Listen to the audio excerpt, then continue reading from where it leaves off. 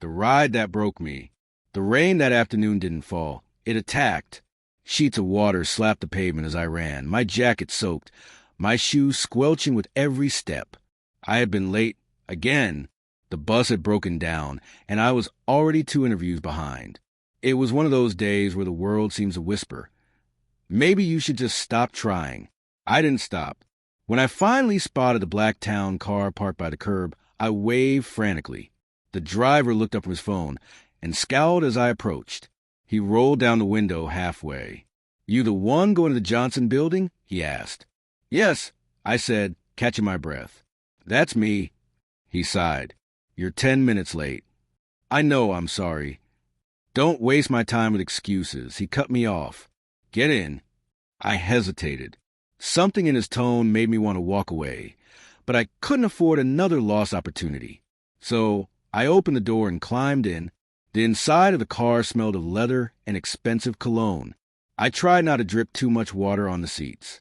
The driver glanced at me in the rearview mirror, his eyes sharp and cold.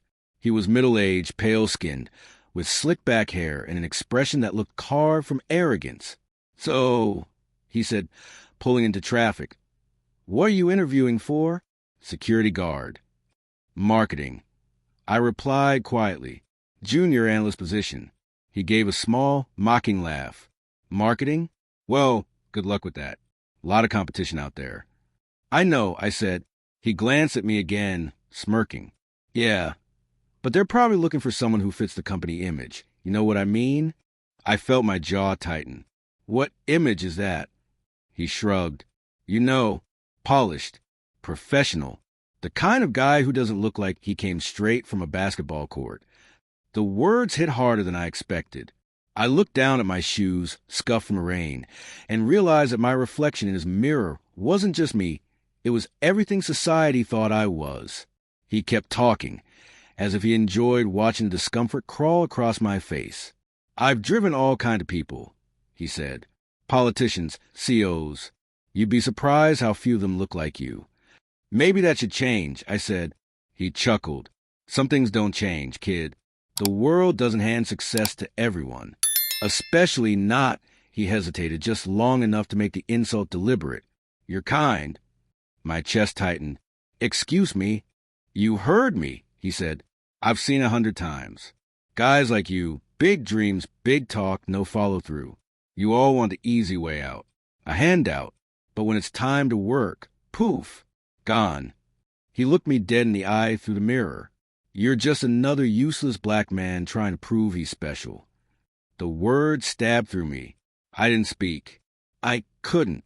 My hands trembled on my knees, not from fear, but from the urge to say something that would tear him apart. But I didn't, because that's what he wanted. When we reached the building, I opened the door quietly. He smirked again. Don't take it personal, kid. Just being honest. I stood there for a moment, soaked, shaking and staring at him. You don't know me, I said softly. He shrugged. Don't have to. And then he drove away. I didn't go inside. I just stood on the sidewalk. The city lights bleeding into the rain, my reflection staring back at me in the glass doors of the Johnson building. I've been fighting my whole life. For respect, for opportunity, for air in rooms that weren't built for me to breathe in. But something about that moment broke something inside me. Maybe it was because he said it so casually, like it was a fact carved into the world. Maybe it was because part of me feared he was right. So I turned around. I didn't go to the interview. I walked until my legs gave out, until the rain became part of me. That night, I sat in my small apartment. One cracked window, a flickering light bulb, unpaid bills scattered on the counter. My phone buzzed with a message from the agency. Sorry you missed your interview. We've moved forward with another candidate. I didn't even feel angry, just numb. My mother's photo sat on the table beside me, the one from her graduation day. She had raised me alone, working double shifts at the hospital, telling me, never let anyone decide your worth, Michael. You write your own name in the world. I whispered to her picture, I'm trying, Mom, but it's like the world already wrote it for me. The next morning, I woke up with something different inside me. Not anger, not sadness, but a strange calm. I went back to that same street corner, the same spot where he called me useless. And I stood there, staring at the cars passing by, thinking, what if he was wrong? What if this was the moment I proved it? That thought sparked something. For years, I've been waiting for someone to open a door for me. But maybe I'd been standing at the wrong door all along. So I made a decision. I would never beg for a seat at someone else's table again. I'd build my own. I spent the next few weeks working every odd job I could find: delivery, warehouse shifts, freelance design.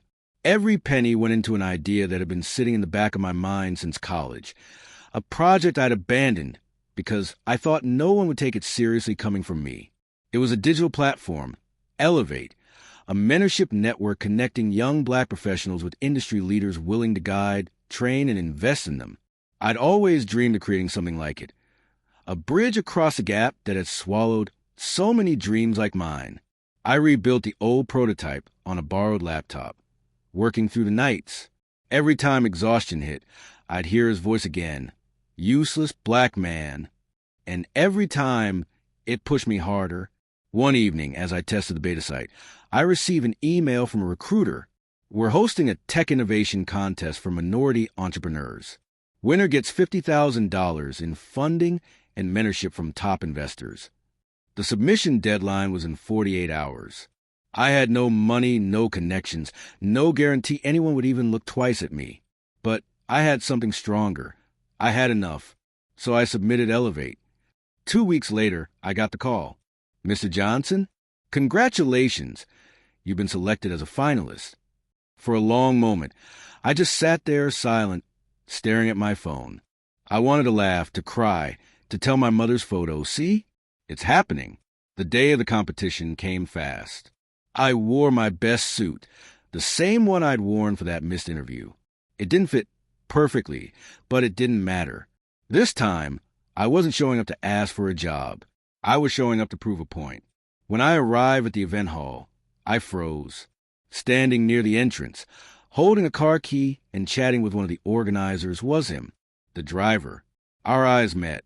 For a split second, recognition flashed across his face, followed by something colder. He smirked. Well, look who it is. Back for another ride? I smiled faintly. Not today. I walked past him toward the registration table, my heart pounding, but my head clear. As I checked in, I heard his voice behind me, low and mocking. You really think you belong here? This time, I didn't flinch. I turned, looked him in the eyes, and said quietly, I don't belong anywhere. I build where I stand.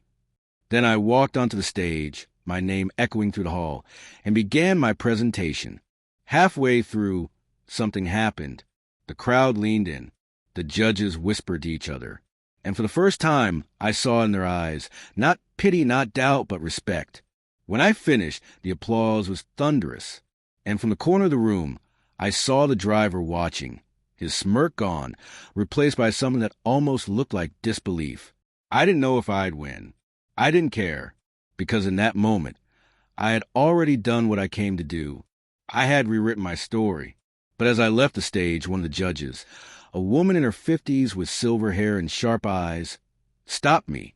Mr. Johnson, she said, that was extraordinary, but there's something you should know. She handed me a business card. I looked down at it and froze. It had the driver's company name on it, Langford Logistics, one of the event's biggest sponsors. She smiled faintly. You might want to prepare yourself. The owner is here tonight. My heart sank, because I suddenly realized the man who called me useless wasn't just a driver. He was the millionaire behind the company funding the entire competition. And tomorrow, he'd decide whether my dream lived or died. The table turns. When I left the stage, applause still ringing in my ears, I couldn't shake the chill crawling down my spine. The driver, the millionaire? The words bounced inside my skull like trapped echoes. I found a quiet corner backstage and pulled out my phone. A quick search confirmed it. Raymond Langford, CEO of Langford Logistics, one of the country's largest private transport and energy infrastructure companies. The photo staring back at me on the screen made my stomach twist. Same cold eyes, same slick back hair, same smirk. The man who called me a useless black man wasn't just some bitter driver. He was a powerful businessman, hiding behind a steering wheel that day for reasons I couldn't begin to guess. I thought back to that rainy afternoon, how he'd spoken to me like I was dirt. He hadn't just insulted me, he'd tested me. But why? The event coordinator called us back into the hall for the results. The room was buzzing. 5 finalists stood on stage, including me. One of the judges stepped forward, smiling for the cameras. Before we announce a winner, our sponsor, Mr. Raymond Langford, has requested to personally congratulate the contestants. The lights shifted. From the back of the hall, he walked in, tailored suit, perfect posture. The crowd applauded, and all I could think was, this man once made me doubt my own worth. When he reached the stage, his eyes met mine. For the briefest moment, I saw something flicker there. Not recognition, not yet, just curiosity. Then he smiled, the same cold smile that had haunted me. Gentlemen, ladies, you've all shown remarkable innovation tonight. He paused, his gaze sweeping the stage. But one of you has created something truly transformative. He turned slightly toward me. My pulse quickened. Mr. Michael Johnson, he said, your Project Elevate is not just a platform. It's a movement. You've proven that purpose and technology can coexist. He stepped closer. Congratulations. You won the competition. The room erupted in applause. Cameras flashed, and all I could do was stand there, frozen, staring at the man who'd once called me worthless, now smiling as if he'd always believed in me. After the ceremony, reporters swarmed me with microphones and questions. I smiled, answered what I could, but my mind was somewhere else. Then an assistant approached. Mr. Johnson, Mr. Langford would like a word in private. My stomach turned. Now, she nodded. He's waiting in the conference room. The room was sleek, glass-walled, overlooking the city. Langford stood by the window, a glass of whiskey in hand. He didn't turn when I entered. Quite a night, he said softly. You surprised everyone. Seems to be a habit, I replied. He finally faced me, his eyes sharp but calm. I see you remember me.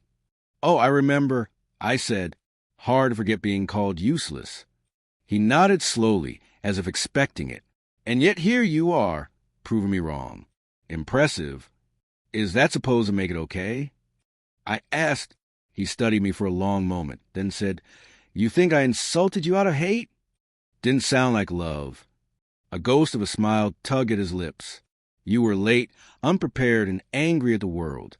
I wanted to see how you'd react when someone pushed you. I frowned. You were testing me? Exactly, he said. I built my empire by finding potential where others see failure. That day I saw something in you, a fire. I wanted to know if it was real. I laughed bitterly. So you humiliated me as a motivational strategy? He shrugged. You're welcome. The arrogance in his tone made my skin crawl. You think that justifies what you said? Look at you, he said, gesturing around. You turned your pain into progress. You're standing here because of that moment. So yes, I think it justifies everything. I stepped closer, voice low. You don't get to claim my success as your lesson. For the first time, his smile faded. He set down his glass. You misunderstand, Mr. Johnson.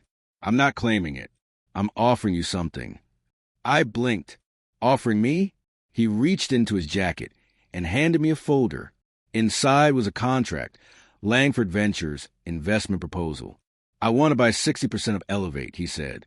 Funding, partnerships, exposure. You'll be rich beyond your dreams, but I'll steer the direction. I stared at the paper.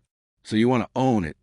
I want to make it global, he corrected, and you'll stay as the face of it. I looked up, my pulse pounding. Why me? He smiled again. Because you have what I can't buy, authenticity. People trust you. They'll never trust me. The words felt like poison wrapped in gold. For days, I couldn't stop thinking about it. The money could change everything. It could fund the mentorships, the schools, the communities I dreamed of helping. But if I sold Elevate to him, it would stop being mine. It would become another brand controlled by a man who saw people like me as tools. Then one night, I got a message from an unknown number. Don't trust Langford. He's using Elevate for data mining. I can prove it. My blood ran cold. Attached was a document, internal emails and reports, showing Langford's plan to integrate behavioral tracking modules into the Elevate platform. He wanted access to user data, their locations, habits, networks, under the pretext of mentorship analytics. He wasn't building empowerment. He was building control. The next morning, I confronted him in his office. He didn't even flinch. "Ah, so you've seen the files." "They're true," I demanded. "Partially," he said. "We track engagement metrics. Standard business." "Don't lie to me," I said, slamming the papers on his desk. "You want to exploit the very people this platform was meant to uplift." He sighed, walking around his desk. "Michael, this is how power works. Influence isn't given, it's taken. And if you really want to help your people, you need leverage. I can give you that." "I don't need your version of power," I said. He smirked. "You'll change your mind. You all do." I turned to leave, but his voice stopped me. "Before you walk out, you should know something." I hesitated. He walked to a drawer and pulled out an old photo, a woman holding a baby. "Do you recognize her?" I froze. My breath caught in my throat. It was my mother, and the baby in her arms was me. My voice trembled. "Where did you get that?" He looked at me, his expression unreadable. "Because that's my photo. Your mother worked for me once. She was more than just an employee." I shook my head. "You're lying." He stepped closer, eyes cold but steady. "She never told you, did she? About the time she disappeared for 6 months? About why she came back different?" My chest felt like it was collapsing. "Ask yourself, Michael," he said softly. "Why do you think I noticed you that day? Why do you think I pushed you?" My voice was barely a whisper. "What are you saying?" He leaned in, his breath hot with whiskey. "I'm saying," he murmured, "you and I share more than ambition." He smiled faintly. "We share blood." I stumbled back, shaking. "No, you're lying." He watched me calmly. "Take the test if you want proof. But before you do, think about what that means. If I'm right, everything you're fighting against is part of you." I left the office without another word. Outside, the city roared. Car horns, voices, wind. But all I could hear was my heartbeat. The man who had once called me useless now claimed to be my father. And in his hands, he held the power to destroy everything I had built. Bloodlines. I didn't remember leaving the building. 1 minute. I was standing in Langford's office, hearing the words that shattered the ground under my feet. "We share blood." The next, I was outside, wandering through the storm that was my mind. My mother's face haunted me. The photo, the baby, the 6 months she never talked about. I'd asked her once when I was 16 why she worked so hard and smiled so little. She just said, "Some truths don't set you free, Michael. They just teach you how to keep walking." Now, I wondered if this was one of those truths. For 3 days, I didn't sleep. I searched her old boxes, her journals, even hospital records. And there it was, a name scribbled in a letter tucked inside a medical bill. Employer, Langford Logistics. Supervisor, Raymond Langford. My heart cracked open. She'd worked for him before I was born. I kept reading. The letter was written by my mother to someone named Grace. He made promises, said he'd help me, said he'd protect us. Then he disappeared. I left before the scandal ruined everything. I can't bring shame on my child. My hands trembled. She had hidden me from him. Or maybe she'd hidden him from me. The next morning, I called him. "Meet me?" I said. "Where?" he asked. "The place you picked me up that day. The day you called me useless." He hesitated, then said, "All right, midnight." The night was cold, the streets empty. Rain had just started to fall, soft and steady. When Langford's car pulled up, it was the same model, same dark shine. He stepped out, no driver this time. Just him. "I thought you wouldn't come," he said. "I almost didn't," I replied, "but I need answers." He nodded once, calm as always. Then, "Let's talk." We sat inside the car, the same back seat where he'd once humiliated me. The memory burned in my mind. Why now? I asked quietly. Why tell me after all these years? He looked out the window. Because I saw you, Michael. Not just that day. Since then, you built something out of nothing. You reminded me of someone I once knew. My mother. He nodded. She was brilliant, brave, too good for me.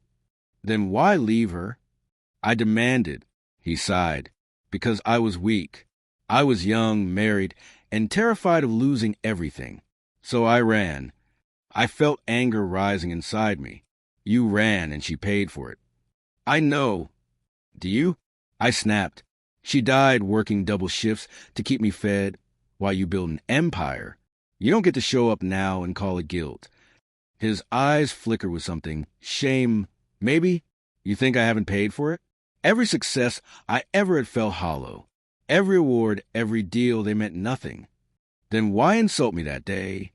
I said, why call me useless? He looked at me, and for the first time, his voice cracked. Because I recognized you the moment you stepped into the car. I froze. What? I knew who you were, he said. Your face, your eyes. I knew, but I couldn't believe it. I told myself I was imagining things. I wanted to see if the man sitting in front of me was strong enough to survive in a world that would never forgive him for being my son. I stared at him, stunned. You tested me? Again. I tested myself, he said quietly, to see if I could face what I'd done. I looked away, shaking my head. You don't get to rewrite history as a life lesson, Langford. You hurt her. You hurt me. He didn't argue. He just sat there, silent. After a long moment, he spoke again. You built something beautiful, Michael, but you can't protect it alone. The people I deal with, they won't let Elevate grow unless someone powerful is behind it. They'll crush you before you even start.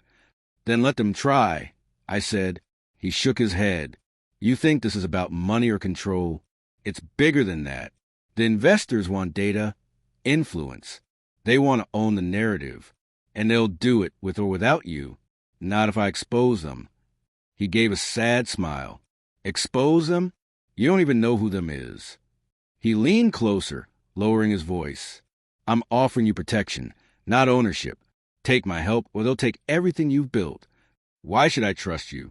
Because, he said quietly, I'm not asking you to be my son. I'm asking you to survive. Silence filled the car. The rain softened against the windows. For a long time, I said nothing. Then I opened the door. I survived before you ever came back. I'll keep doing it after. He didn't try to stop me. But as I stepped out into the rain, he said something that made me pause. Your mother once told me, he said softly, Michael will change the world one day, but he'll have to fight both halves of it to do so. I turned back, my throat tight. She said that? He nodded. She believed in you more than anyone. Don't let that belief die in pride. Our eyes met. For the first time, I saw the man behind the power, broken, guilty, human. And for a moment, I didn't see an enemy. I saw a reflection of what I could become if I ever let anger define me. A week later, I received a letter with no return address. Inside was a small box containing a USB drive and a note in Langford's handwriting. In case they come for you, the truth will protect you. Attached to it was a DNA report. Positive match. 99.8%. I stared at it for a long time before tossing it in the drawer. Some truths didn't need to be believed to be real. Months passed. Elevate grew faster than I imagined. Investors approached, partnerships formed, and communities across the country began using the platform to connect mentors with young dreamers. But strange things started happening. Anonymous donations, encrypted messages, silent investors whose names I could never trace. And one night my office phone rang. Mr. Johnson, a voice said, we represent a private entity interested in acquiring a stake in Elevate. We believe you're already familiar with Mr. Langford's work. My blood ran cold. Who are you? The voice paused. Let's just say his legacy isn't dead. The line went dead. I stared out my office window, the city glowing beneath me. The world saw success, hope, progress. But behind it, a storm was gathering again, one that felt eerily familiar. Was Langford dead? Was someone else pulling the strings? Or was this just another test, one I hadn't seen coming yet? I didn't know. All I knew was that I couldn't stop now. Not when so many people believed in what I'd built. So I turned off the lights, packed a USB drive into my jacket, and stepped into the night. Somewhere in the distance, thunder rumbled, the kind that promised change, not destruction. And as the rain began to fall again, I whispered to the darkness, "I'm still here,